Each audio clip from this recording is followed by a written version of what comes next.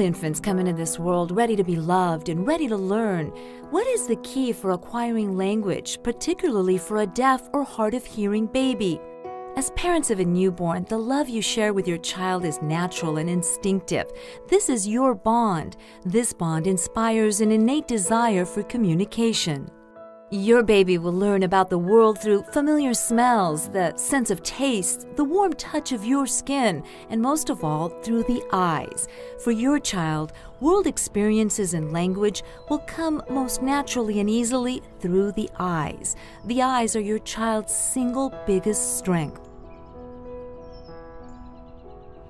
I just wanted to say that it's a journey as a parent, that you start off with the very simple, you want to know the eat, drink, mama, dada, because those are the important things. And as your child grows, your signing kind of grows with them, kind of blossoms, because you want to keep up with them. And so my son, who's now in first grade, is becoming now kind of a teacher to us.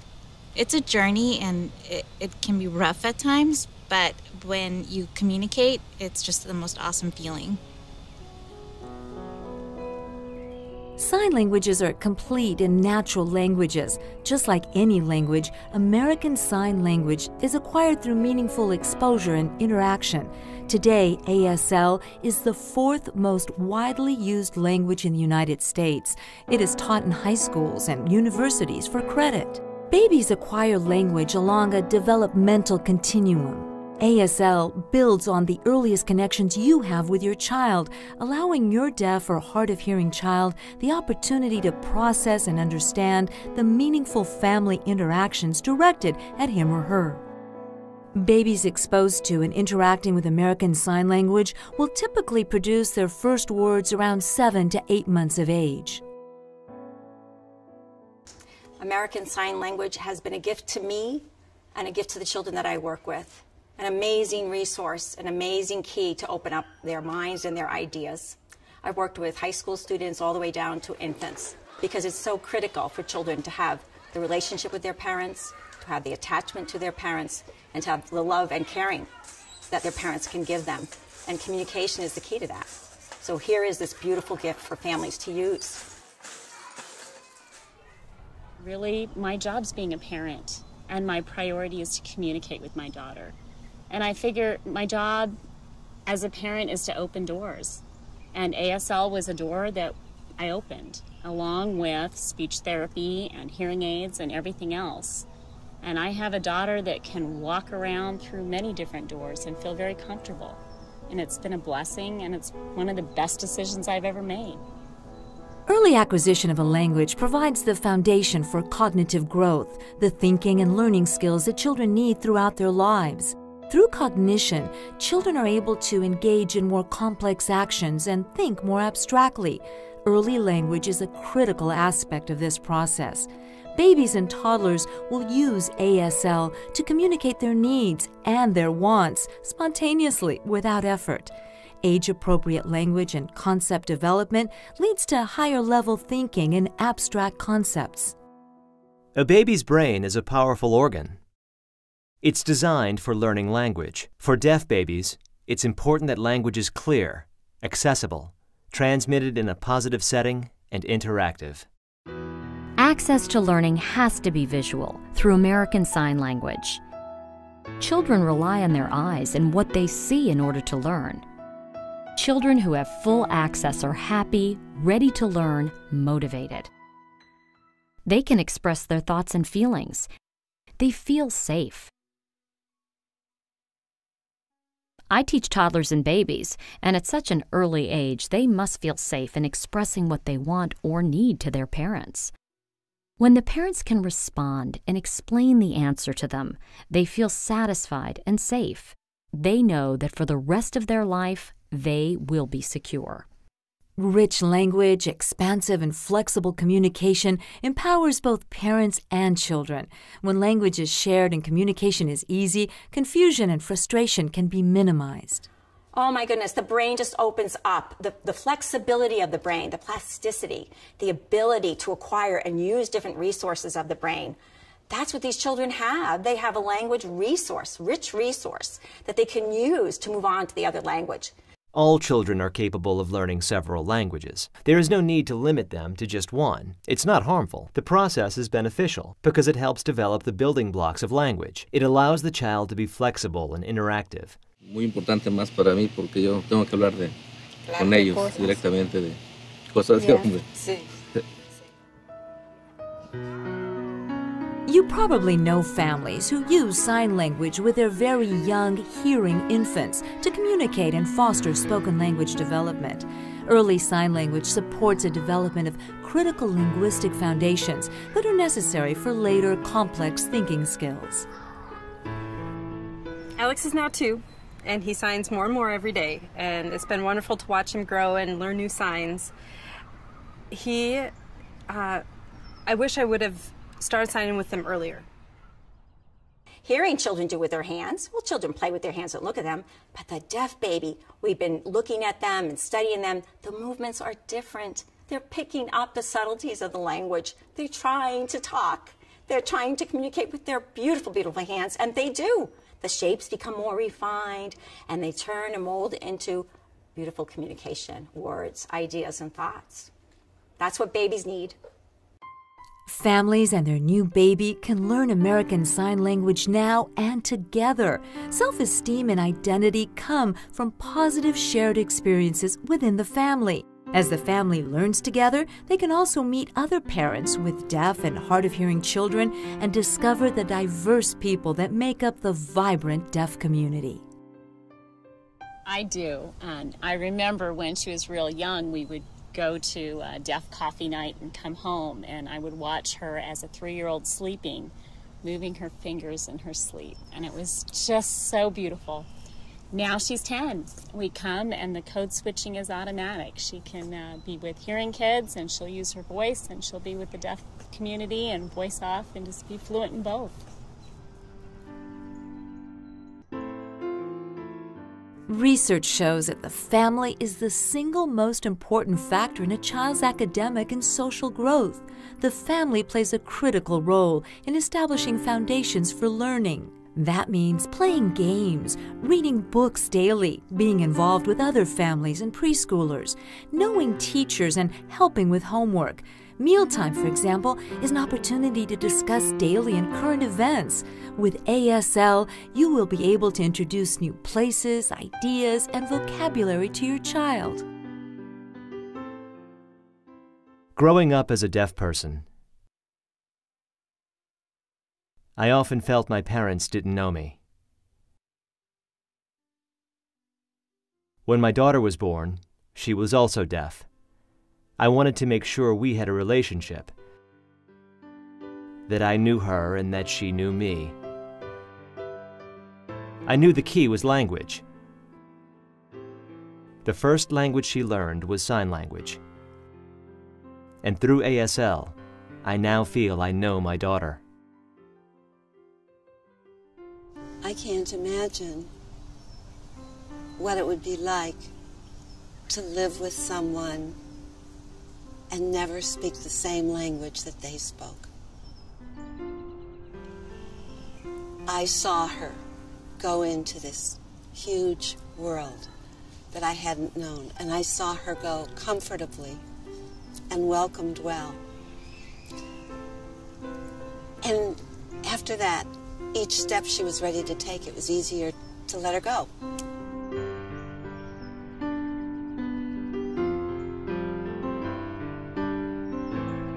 Start today. Communicate with your child. Show the cup. Say cup. Sign cup. Point to things. Then get a book. Learn a few signs. Go to a class. She told me why she wanted to learn sign language, but my observation is that she loved me so much, she wanted to have a relationship with me, like any parent wants a relationship with their child. My mother wanted the same thing. I believe it was love.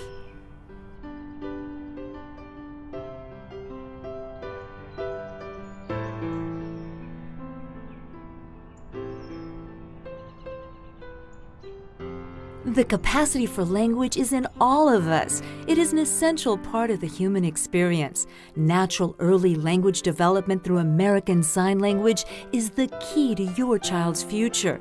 You might not be ready, but your child is.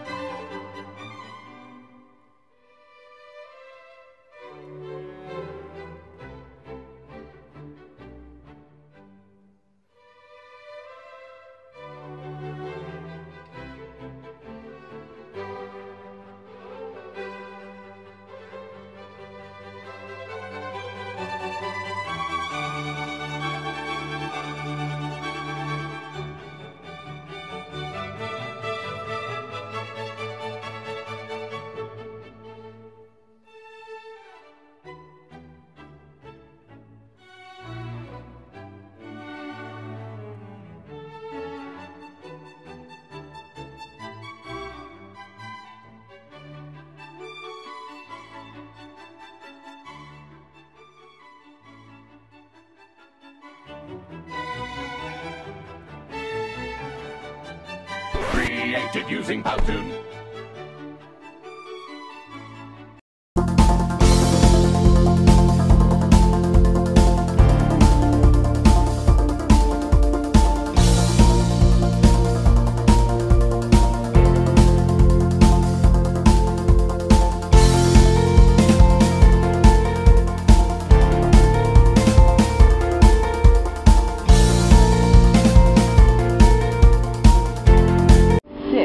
Local train. Stand clear of the closing doors, please. We live in a world built for people who hear. Hello? Can you hear me? Live from NPR.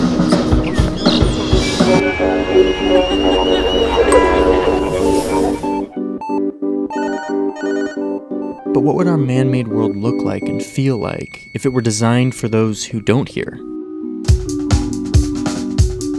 Gallaudet University in Washington, D.C. is a school for the deaf and hard of hearing, and they are redesigning entire buildings based on the sensory experience of those who don't hear.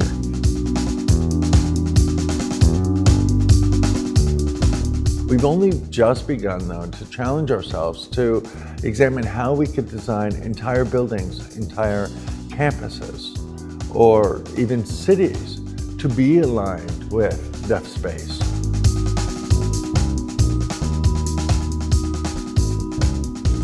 Deaf people as a culture have been marginalized largely. We've been, as a marginalized community, developing our own culture, and that defines what kind of place we call home, how we claim and occupy space. And so we've begun to ask ourselves these questions, and because of that, gotten a lot more creative, begun to think bigger about how we can find different ways to align our ways of being to our environment. The classrooms are oriented in a semicircle or a U shape so that classmates can continually visually connect with other classmates. So if you want to be involved in a discussion, everybody has a front row seat to seeing. In a wider hallway, two people can walk in parallel signing with each other. But we do have specific distance parameters wherein we can observe the whole body in its signing. Hearing people, though, could disregard that kind of a distance requirement. They can be just next to each other, speaking to each other without that need for the visual field. Stairs also require a great deal more visual attention to your footing. And so ramps reduce that. So if you're communicating with somebody while you're navigating a ramp, you can do so much more easily. Within deaf space, we have always relied on a heavily visible environment because we're not getting information auditorily. So if you're sitting at the top of the terrace, you can see all the way to the bottom of the terrace. It's one distinct place that can be unified or have three distinct areas. Color and lighting are highly aligned to communication access. Blues and greens will usually contrast with most skin tones enough to reduce eye strain. You may want to have more diffused lighting. A lot of the lighting here is directional so that it can be aligned. But there are mirrors present to allow somebody to know and have a sense of what's happening behind them. Through the use of that reflection, they can know if somebody is nearing them behind them, or if somebody taps them, they look up and that reflective space lets them know who's there.